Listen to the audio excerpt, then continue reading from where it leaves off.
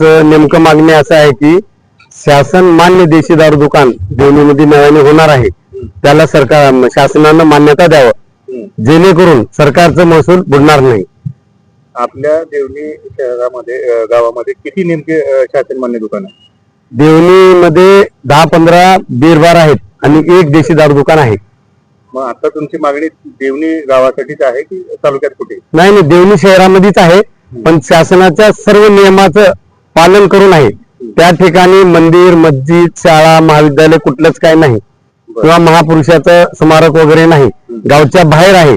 जो कोणी तक्रार करतात ते बड्या लोकांचं खोट्या तक्रारी करून दुकान येऊ नये असं त्यांचा प्रयत्न आहे. का तर ते MRP पेक्षा जास्त रेटने माल विकतात, त्यांची मनोबली चालते, त्याच्यामुळे दुसरं दुकान येण्यासाठी ते तक्रार देतात, पण ते खोटं तक्रार आहे. आणि दुसरी गोष्ट, सकाळी 6 वाजता 5 वाजता दुकान उघडतात आणि संध्याकाळी 12-12 वाजेपर्यंत दुकान चालू असतो त्यांचं.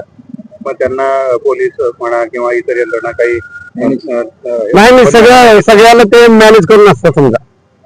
हा, आता तुमची नेमकी काय मागणी आहे? आता आमची एकच मागणी आहे, जे सरकार मान्य देशी दारू दुकान आहे आंबेगाव रस्त्याला येणार, ते दुकानसाठी शासनानं परवानगी देऊन दुकान चालू करण्यात यावं.